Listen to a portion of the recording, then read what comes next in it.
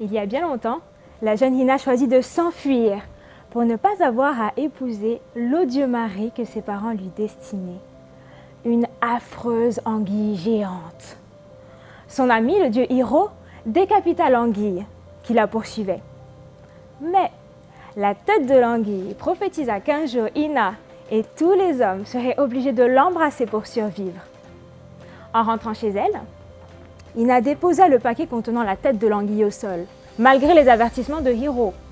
De la tête poussa un cocotier, et depuis ce jour, Ina et tous les hommes sont obligés de boire l'eau des noix de coco pour survivre en période de sécheresse, réalisant ainsi la prophétie de l'anguille.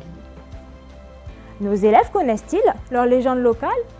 Et dans quelle mesure seraient-ils capables de les raconter pour les transmettre autour d'eux et ainsi rendre vivant cet aspect de la tradition orale polynésienne?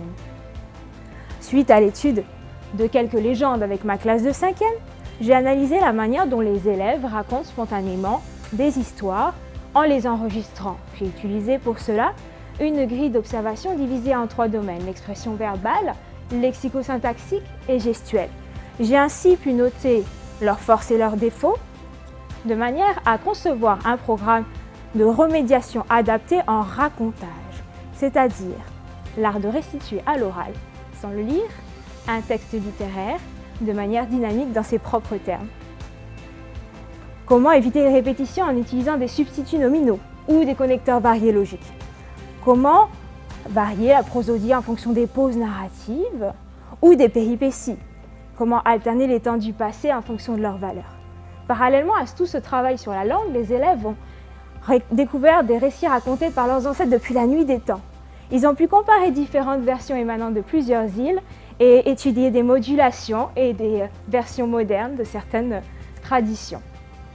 Lors d'une seconde phase d'enregistrement, j'ai observé le grand enthousiasme des élèves face à leur patrimoine, leur goût du détail et l'apport exceptionnel de textes écrits à leur vocabulaire. J'ai remarqué la rigidité de ma grille d'observation car certains élèves, malgré des répétitions ou des hésitations, sont capables de rendre leur prestation très vivante. Une prestation spontanée est une prestation qui révèle simultanément la personnalité du conteur et sa culture.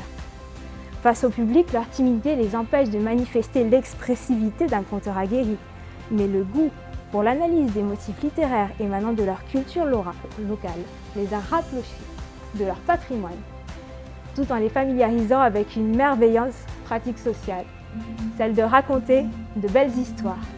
Maruru!